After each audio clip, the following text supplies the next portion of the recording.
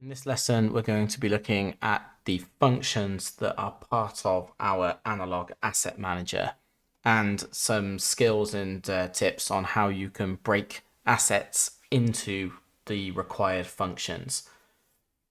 So in our previous lesson, we had a quick look at the analog asset manager. We're going to go through this in a lot more detail now. So let's start with the interface, and this is the sort of thing that we need to be considering when we're building a new asset manager from scratch. So you'll notice first off that we have no inputs. Now that doesn't necessarily mean that we have no inputs at all into our asset manager, because we do. They're just containerized within our asset data.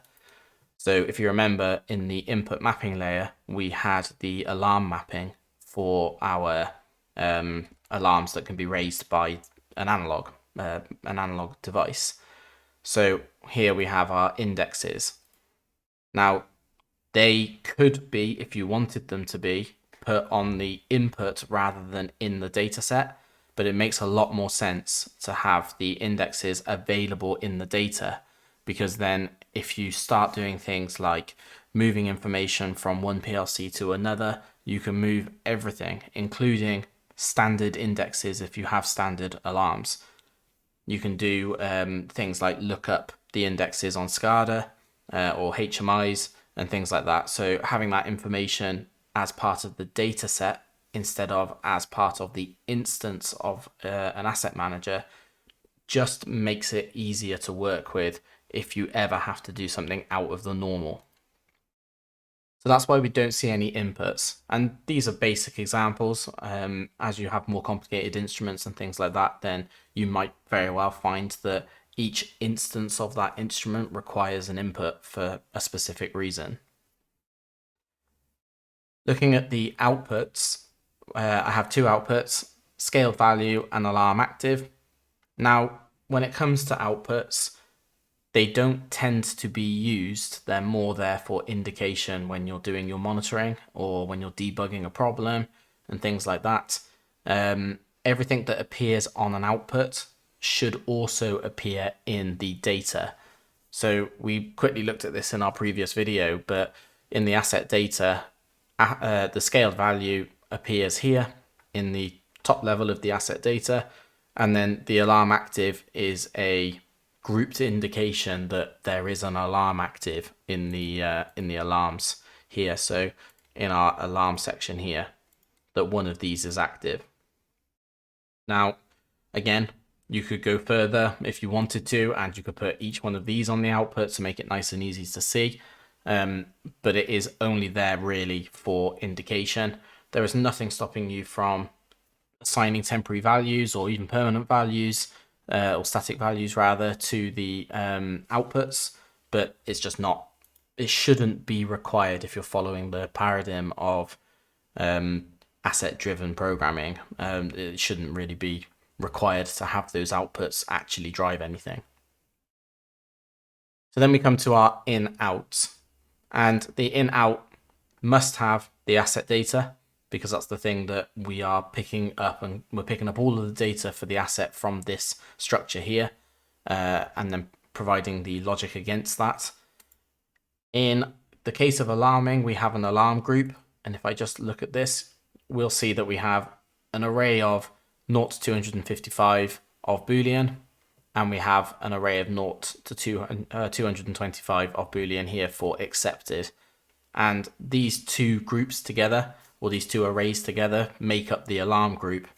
And that's how we manage our acceptance and alarm management.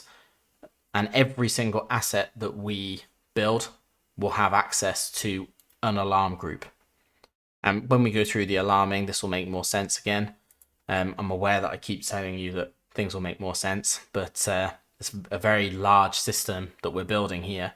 And there's a lot of small core components that come together, and the alarming is one of those. So looking at alarm management, we then have accept and reset, and that works in tandem with this alarm group here. And every single block needs to have access to the accept and reset as well, because if you want to globally accept and globally reset all of your alarms at once, then they all need to be looking at the same accept and reset. So in our static, we have our functions. So core functions, things that can be reused in and outside of the block. I say outside of the block, not everything will be able to be used outside of the asset manager that we're currently in. But when we design stuff, we should be trying to see if we can make it in a way that it's reusable, because if it's completely designed for just this particular asset manager, then it should really be named appropriately, that it's part of that manager, or a sub function of that manager. So in this case, we have analog scale, which is providing our scaling function. We have alarm managers, which are providing our alarm management, and we have an out of range alarm manager, which is a basic alarm manager, as opposed to the alarm managers up here, which are analog alarm managers. So let's go through and have a look at what each one of these functions do. So we have our analog scale here. Excuse me, we have our analog scale here, and every single one of our analog devices will always require scaling. But you'll notice that the inputs into this are raw value input. It has its own custom scaling data type, UDT analog scaling, which means it can only be used with an analog device. Well, not an analog device in the sense of this analog asset manager, but you must have a UDT for scaling data. So if we look at what is being passed in and out of this, it's UDT analog scaling. It outputs a scaled value, which we are putting into our asset data scaled value. And then we also output an error, which we are putting into our analog scale data error. So if we come in and have a look,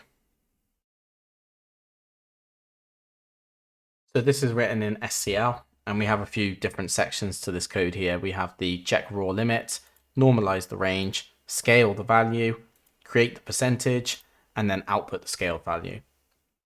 And basically how this is working is here in the check raw limit area, this if statement here, we're making sure that the raw value is within a tolerance of the raw min and raw max that is set in our scale data. And if it is within that tolerance, then we set the scale data raw value to the raw input. We then set the error to false. Otherwise, we don't update the scale data with the raw value because it's out of scope, and we set the error to true. So this is why we have a separate raw value input to our scale data that's in our asset data. Basically, the reason for it is that should the value go out of scope on the input mapping layer, we can still see the last known value in our scale data, which can come in handy for fault finding. It can come in handy for holding the last known healthy value and things like that. So by having that stuff separated as an input here, we're not updating the information in our scale data here.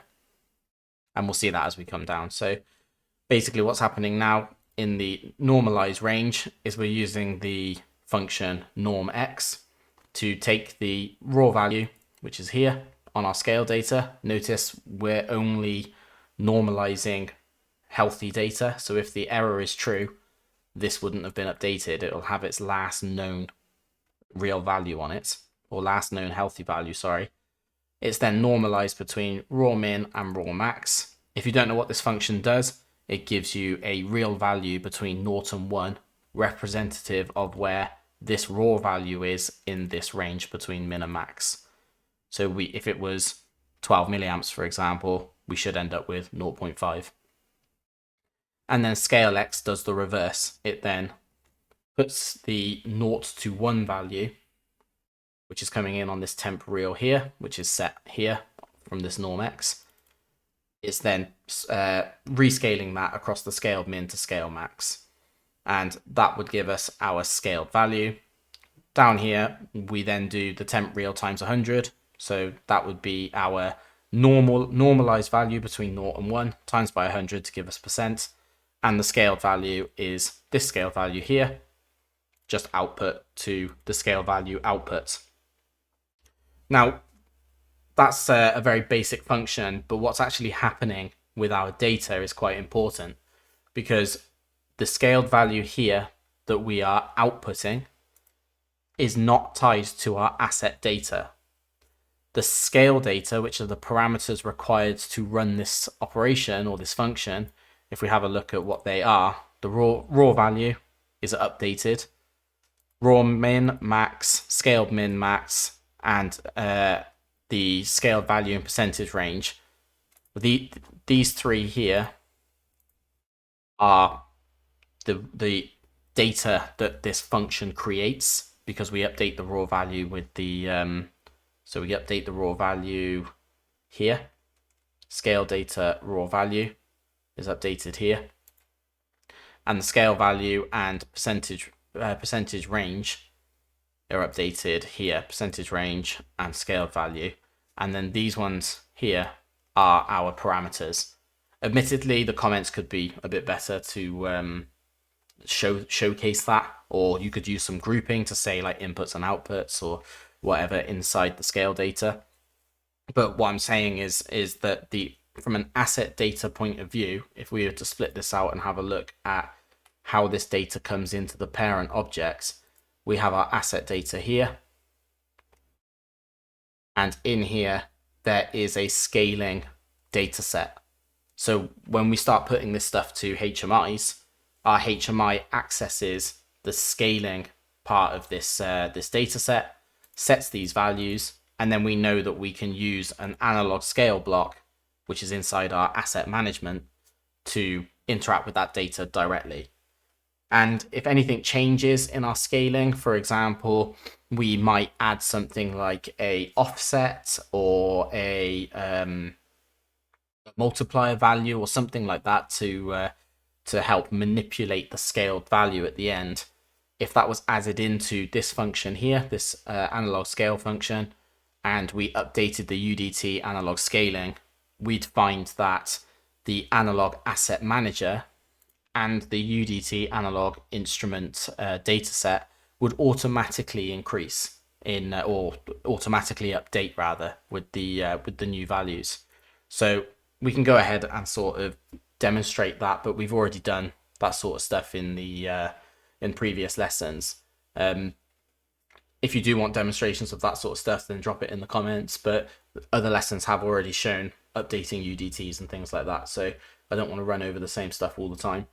But that's pretty much it for that type of function. So this is a function that's encapsulated in a function block designated as analog scale with a dedicated UDT, of which an instance of that UDT must exist in our asset data, which it does, and we're using that to create these outputs here. So this analog scale dot error here is looking at this instance data, so it can be used here rather than writing it to a new temporary variable or a new static variable. It's quite a common way of doing it. I'm not an advocate for accessing instance data of another object, but internally, I think it's fine. If you are inside a manager, like an asset manager, like a function block that you are creating as a standard, and it's accessing child elements, or this analog scale is a child of the analog asset manager, and you're accessing its own instance data, I think that's fine. If you start accessing other objects' instance data, that's not okay. Things become very difficult to look after when you start doing things like that. So once we've got these outputs, all we're doing is then moving information to the output for the scaled value. And if we have an analog scale error, we then set the alarm condition for out of range, which comes down to our alarm managers in a second.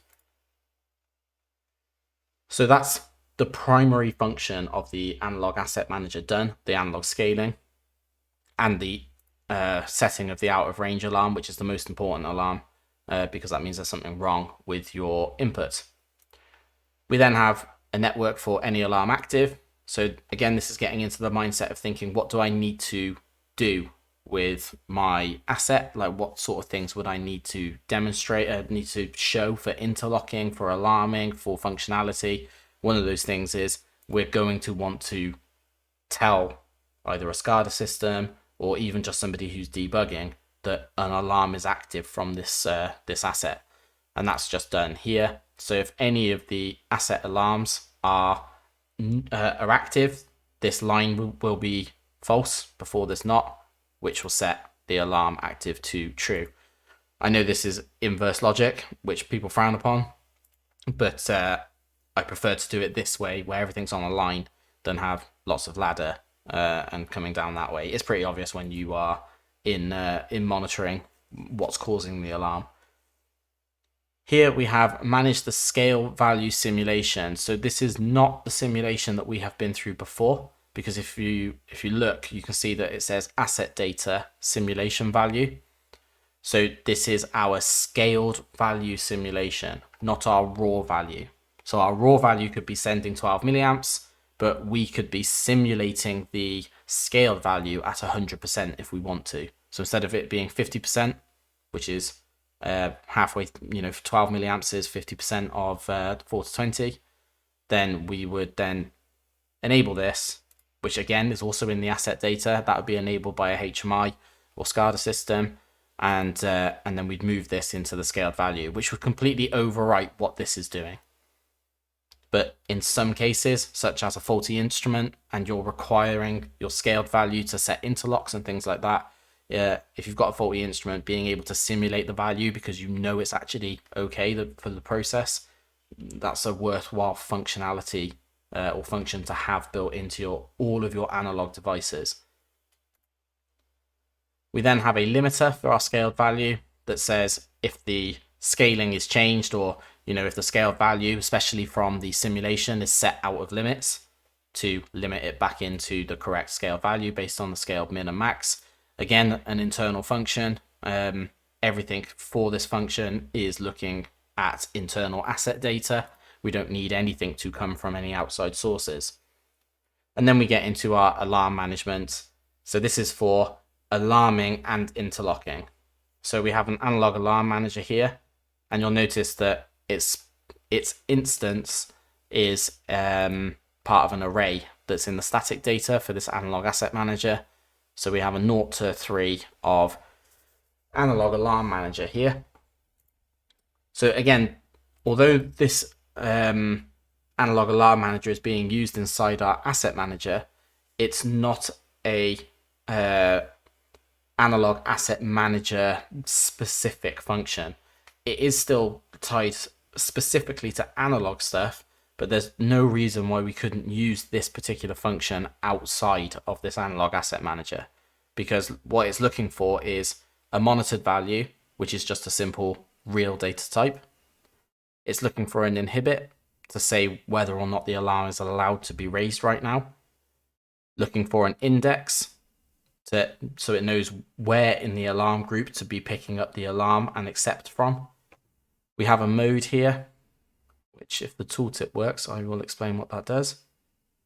So the mode is 0 equals analog value above the limits, and 1 is analog value below the limits. So you can get to choose where your trigger point is, if we are above the limits or below the limits. We have a delay. How long do we want to wait whilst the condition is true before the alarm is raised? We have our analog limit, which is part of a structured data set, UDT analog limit. That's the configuration, very similar to what we saw with the scale value. And we'll go in this and have a look at this in a sec, because you'll see this everywhere through all of the assets that we create that are analogs anyway.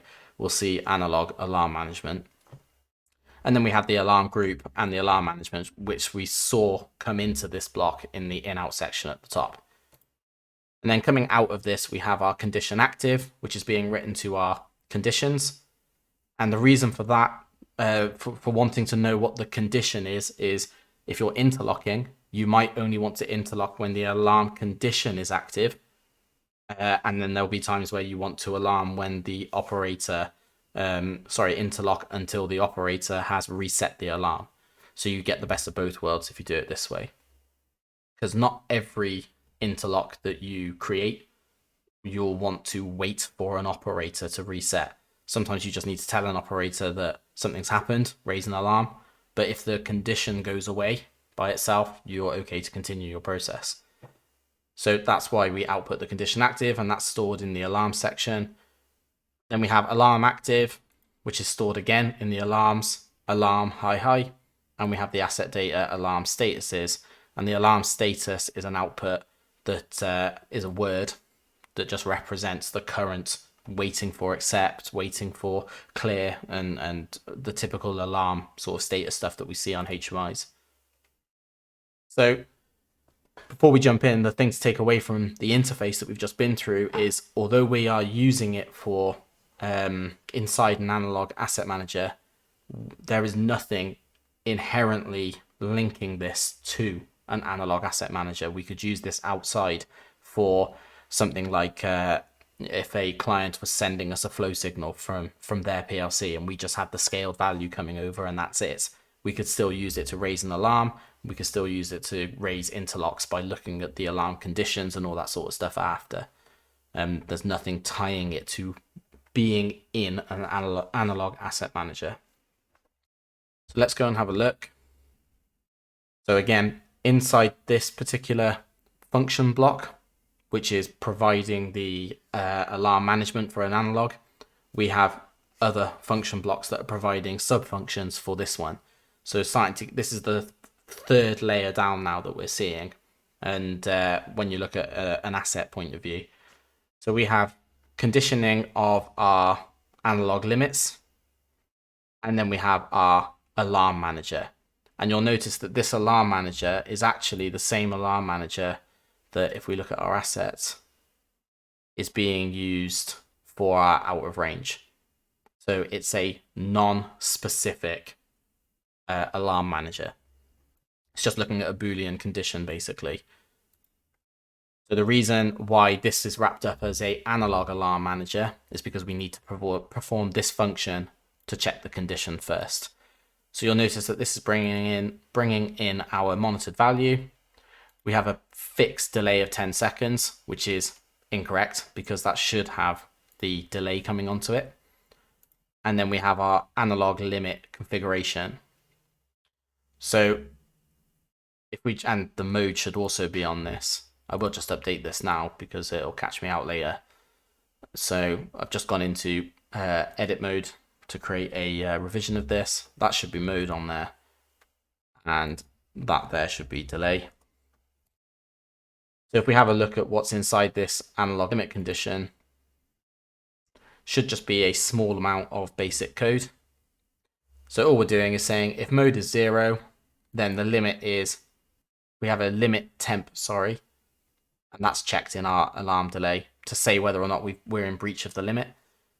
If our analog value is above our limit config trigger and the limit is currently false, or if the analog value is below our limit config release and the limit is currently true. So what we're doing is creating a band here that says you can, a dead band rather, that you can say, or hysteresis is what we're creating. That's a better word for it.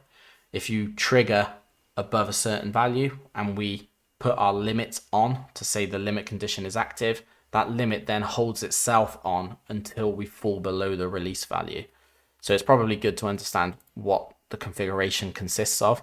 It's only two things, trigger and release. So you specify the level at which you will trigger and then the level at which you will release. And the mode determines which way up we're looking at things. So if mode is 0, we are looking at the value being higher than the limit. If we higher than the trigger, If we are set to anything else, 1, then the limit must be the limit set when the analog value is lower than the trigger, and releases when you're higher than the release. And then we just have a simple timer here that says if the limit is true, for this delay, set the condition active. And that condition active is then used out here to drive the alarm. So that we have an alarm manager here. If the condition is true and we're not in inhibit, then the index is used to look up the correct bit in the alarm group. and we set the alarm active and alarm status. And then if the reset or accept button is used, the index is used again to manipulate the variable in the alarm group. I'm not going to go into this yet because it'll make much more sense to go through all of the alarm stuff and how this block works in the section that talks about alarming. So let's jump back out of this and go back to the asset manager. In the asset manager, we then have exactly the same block. So this one's for high, this one's for high alarm, low, low alarm. And basically the way this is configured, or the way this will be configured, because not all of the functionality is here yet, is that if you don't set an index, so if your index is 0, then the alarm is not in use. And when the alarm's not in use, your condition active will always be false, your alarm active will always be false, and the alarm status will always be 0. So you can build in some automatic configuration there that says, if I haven't defined an alarm for this particular function, then the output of this function will always be 0, which then you can then feed into interlocks and say, well, if there's no index that is set for that alarm, then that interlock will always be permitted and things like that. And you can start building systems that are semi self-configurable based on the parameters that you pass for alarming. But we'll come on to that as part of the alarm management. And again, this last one here, this last alarm manager is just a straightforward Boolean one, the one that's used inside the analog alarms. And that makes up our very basic analog asset manager. So again, it's a lot of information to take in. I appreciate that. And it will become clearer over time. But if you have any questions about it, please reach out. These lessons, I'm hoping when people ask questions, I will go back and update them. And so everybody benefits from asking questions. So definitely make sure you ask them. But in summary, when it comes to breaking assets into required functions, you should be able to visualize the sort of basic picture here, that each network provides us with a particular function. If that function has a dedicated or reusable subfunction, then those can be used to make things easier. Basically, if you're going to have to do something more than once, or if it's a core component of a asset manager, then you should make it a function. So everything that's in this scaled value, analog scale block here, it makes sense to be in its own function. It makes sense to put it in its own function block. Well, there may be times that when we want to scale other signals that are coming over comms as integers, there may even be times that we want to scale something in 2 different ways.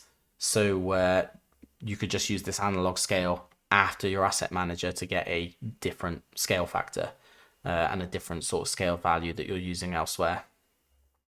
The alarm management, again, standardized. Every single alarm is managed the same way by the by this block here, the alarm manager. And yes, this one here, the analog alarm manager, has additional inputs, but the core of it is the alarm manager, and therefore it behaves the same way. If we were to ever update this, all of our analog asset management would update as well. So if we were to say, for example, you're not allowed to accept an alarm for 5 seconds after it comes in, if we updated that in the alarm manager, all of our analog alarms would behave the same way as well, because they all inherit this alarm management block here. So my sort of take on this when you are designing an asset manager is to sit down and write out what functions do you want.